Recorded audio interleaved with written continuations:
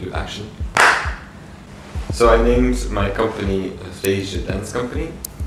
I think it's a Greek word, aphasia, because of the practices that speech therapists were doing in America in the 1940s or 50s.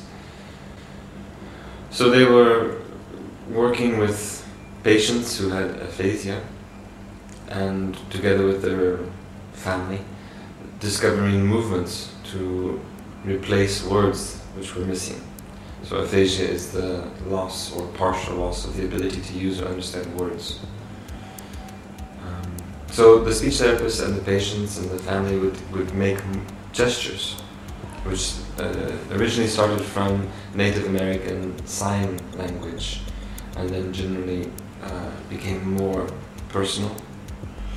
So to me that was very interesting to understand how movement could have a communicative means, how movement conveyed words.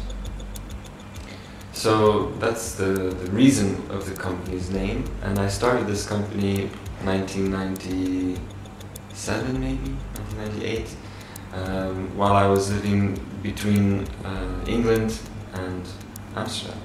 So they kind of started in these two places.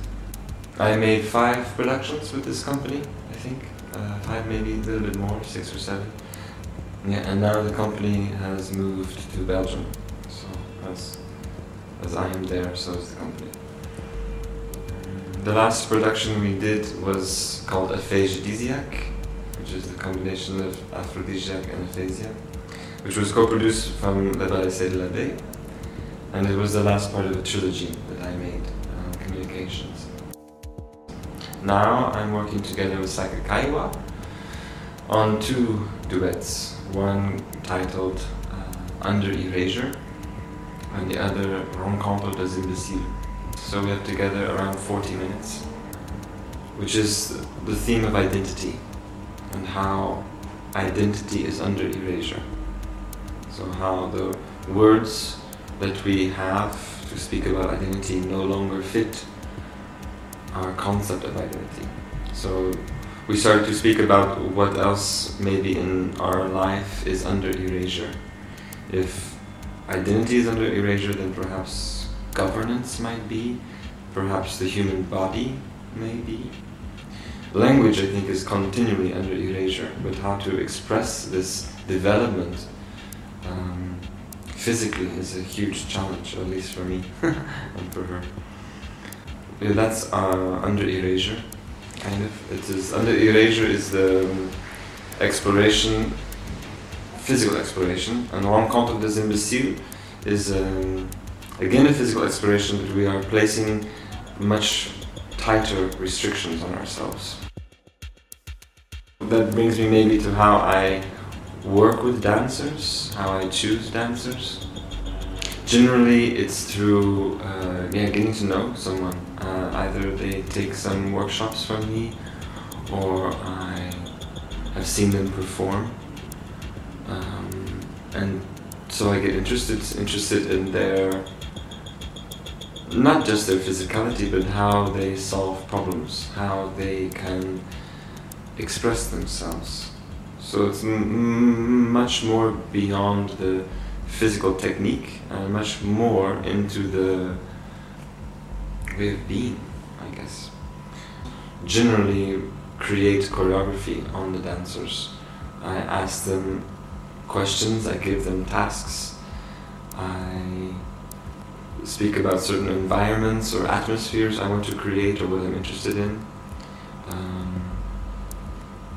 So that it's more of collaborative research than learning steps. So, and that I've been doing. Well, the first piece I made, which was in '96 maybe or '7, it was more like learning steps. But after that, I decided it's more interesting to work with a dancer in this more personal way. Now, this production, Under Erasure, we are doing a bit of improvisation, which I have not done before in a performance. It's a new step for me to work with ambiances, atmospheres, and try to identify certain elements that we can use, certain energies, and then if we know we've got 4 energies or 4 elements, how to build links to these elements. So it's something interesting for me at this moment. I don't know if rencontre des imbéciles will be the same. I don't think so. I think this will be very set. So that goes a little bit into how I choose dancers, how we work together, and why did I choose dance? When I was 14, I was doing dance classes, and something beyond the hormones changed my body, and that was, I think, being physically expressive, dancing to music and feeling my body integrated into one form of expression, even beyond me in combining it with the music. So this was very interesting, very cool. I don't know. I was a good student, but I didn't really enjoy school.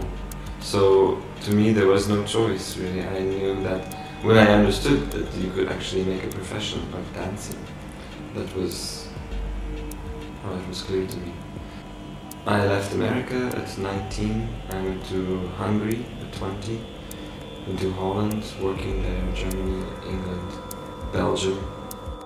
I started teaching in 1998, and I think the first 3 or 4 years I was not teaching, I was giving a class, and perhaps in the last 8 years I think I've been teaching things. And that's been interesting to know what you can teach and how to teach. I think it's interesting, a composer, a friend of mine said, it's not interesting that students are students, they don't need to be students, they need to be artists. So in a class, we have to find ways to teach them to be artists. So to trigger their inspiration, not to tell them what to do, but to trigger their minds. So I try to create problems for the participants to solve. I try to shake them up a little bit on choices that are possible. Sometimes we think we don't have choices, and we need to be reminded that there are choices. So I try to remind participants, students, that there are choices. I have 4 or 5 kind of tools that I speak about in the class, and I never make dancers, hardly ever make dancers repeat what I do, but instead hopefully use the energy, use the image for their own inspiration, so they can do my directions or my examples but not my steps. So that's kind of what I say in class: don't do what I do, do what I say. It's a much nicer way of much more honest way of teaching. And now I'm 40 years old, so I've been dancing